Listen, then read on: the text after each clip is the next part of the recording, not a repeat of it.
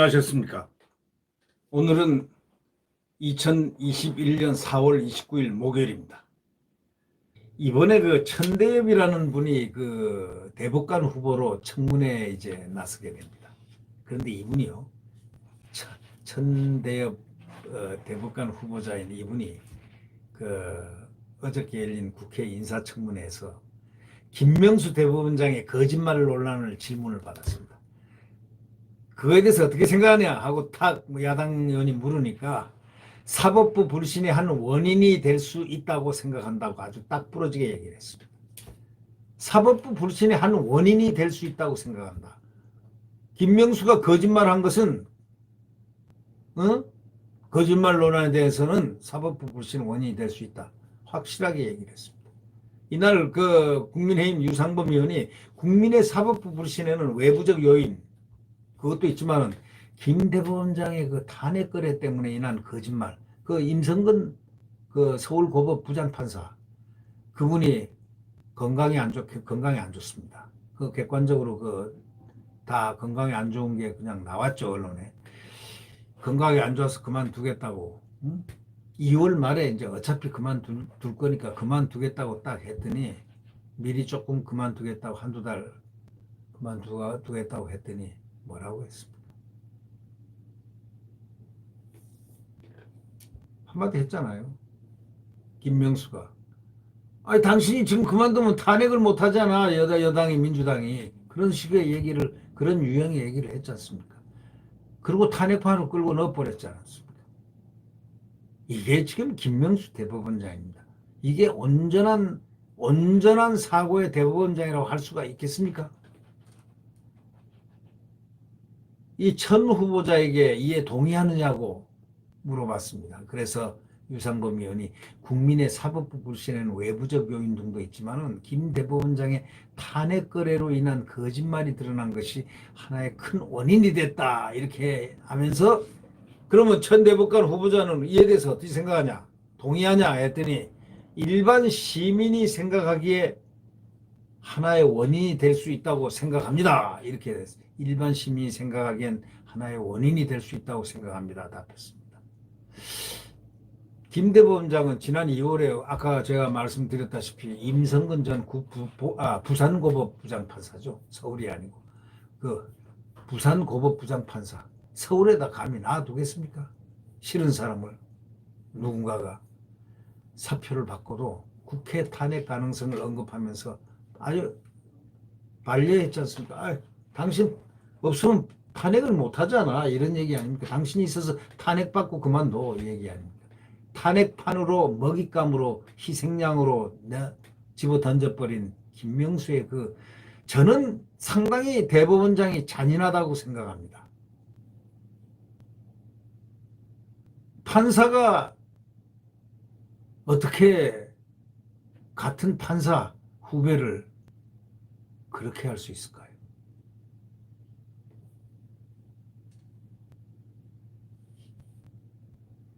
그분이 잘못한 것도 없는데 왜 그럴까요?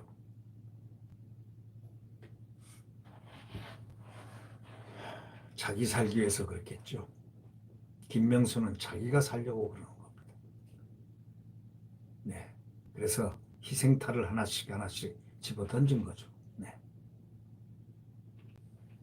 근데 임성근 전 부산고법 부장판사 사표 받고도 국회 탄핵 가능성을 이렇게 언급하면서 반려했다. 이런 내용의 보도가 나오자 이거는 사실과 다르다 하고 또 전면 부인했지 않습니까? 근데 임성근 부장판사가 한두 번이 아니니까요. 한 1년여가 지났지 않습니까?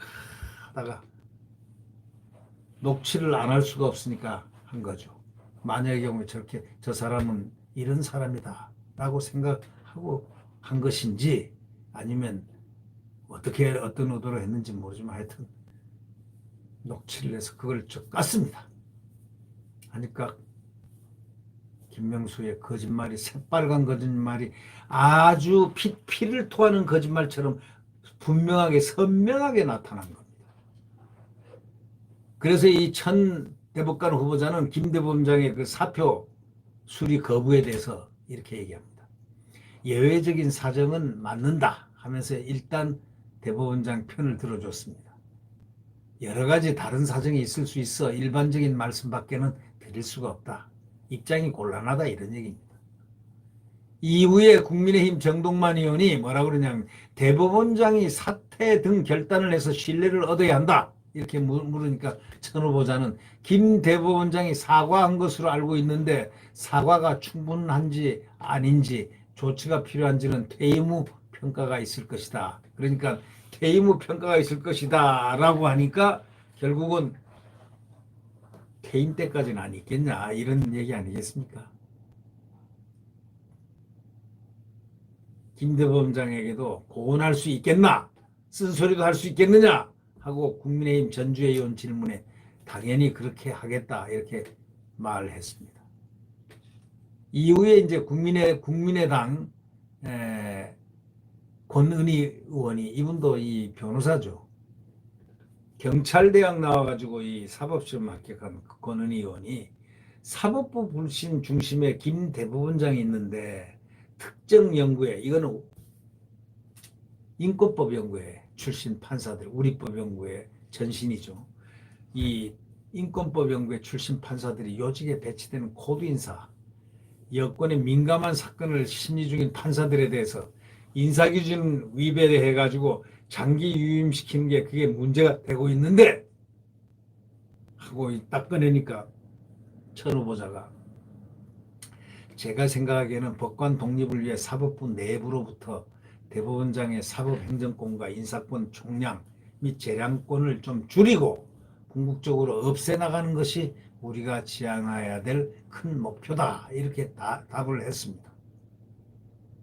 그러니까 결국 뭐냐?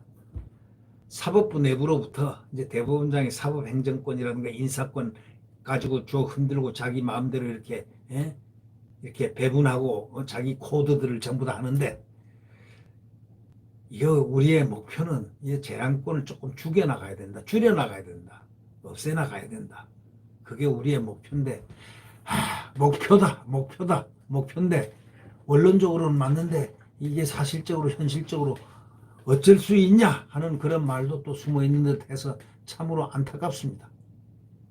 인사청문 특위는 이날 인사청문회 마치고 곧바로 그냥 여야 합의 거쳐서 그냥 심사 경과 보고서 채택해서 의결을 해버렸는데 대법관 후보자는 인준을 받으려면 본회의 임명 동의안 표결을 거쳐야 하는 것은 이미 다 거칠 수 있게끔 이제 여야가 합의를 했으니까 천 후보자에 대한 임명 동의안이 29일 예정된 본회의에서 처리될 것으로 보입니다. 그러나 지금 우리는 이런 것을 보고 있습니다. 인권법 연구에 이제는 이것을 해체시켜야 됩니다. 첫째. 또 뭘 해야 됩니까? 판사들이 가만히 있으면 안 됩니다. 판사들이 딱 부러져 나와가지고 의견을 제시하고 해서 판사들이 공정과 정의의 과거의 판사들로서 돌아가야 됩니다. 그 선언을 해야 됩니다. 지금 법관 대표자 회의에는 거기 다 장악이 됐기 때문에 인권법 연구회가 과반 이상을 장악을 했다고 하지 않습니까? 그러니까 그거는 유명무실한 기관이고 국민들에게는 신뢰가 없는 기관이 돼버렸고 왜? 이번에 김명수 사건 때 대표자 회의가 침묵을 했지 않습니까? 숨어버렸잖아요. 그걸 보고 그날 그것으로 끝났는데 이제 인권법 판사들이 누구냐 400여 명이 누구냐 해서 전부 다 깠습니다. 있습니다. 언론이 확보를 하고 있습니다. 조선일보가 확보를 처음 했습니다. 결국 이 회원들은 스스로 탈퇴를 하든지 탈퇴를 당하든지 해체하든지 하지 않으면 국민들의 지탄의 대상이 될 날이 곧 올 겁니다. 왜? 판사는 정의로워야 되고 법과 양심에 따라서 재판을 해야 되지 않습니까? 그런데 특정 이념에 얽혀가지고 재판을 한다면 이게 판사를 할 수 있겠습니까? 정치인이죠. 정치판사죠. 아니죠. 정치인이죠. 네. 지금 판사들이 난리가 났다고 합니다. 듣는 언론들에 의하면은 판사들이 부글부글 지금 하기 시작했다고 합니다. 판사들이 분명하게 의사표현을 해야 됩니다. 사실 정의롭지 못하고 바르지 못하고 합리적이지 못하고 법에 위배되는, 법과 양심에 위배되는, 판사들은 양심이란 얘기가 있잖아요. 법과 양심에 따라서 공정과 정의로운 판결을 해야 되는 거 아니겠습니까? 네, 그렇죠. 네. 네, 하여튼 도처의 암흑의 시간이 지금 이렇게 뒷자락을 깔고 우리를 억누르고 있습니다. 지금 대한민국 어둠의 마지막 터미널입니다. 지금 김순덕 대기자가 얘기한 대로 우리를 중국으로 끌고 가려고 하나? 또 우리 한미동맹을 파탄내려고 하냐? 하고 의구심을 문재인 대통령에 직격한 그 아까 그 김순덕 기자의 그 말을 우리는 상당히 충격적으로 받아들여야 됩니다. 그게 그래서 대한민국 국민들이 단합을 하고 단결을 하고 권력 하나 잡았다고 그 권력으로 마음대로 국채를 변경하거나 대한민국 헌법을 위반하거나 하는 일이 없어야 되겠죠. 어떠한 경우라도. 어떠한 경우라도 앞으로도 그렇고 뒤로도 그렇고 지금으로도 그렇고 우리가 항상 대한민국 자유민주주의와 시장경제와 한미동맹을 굳건하게 지켜나가지 않으면 대한민국은 큰일 납니다. 미군 철수만 하게 되면 바로 대한민국은 지도에서 없어집니다. 저는 그렇게 생각합니다.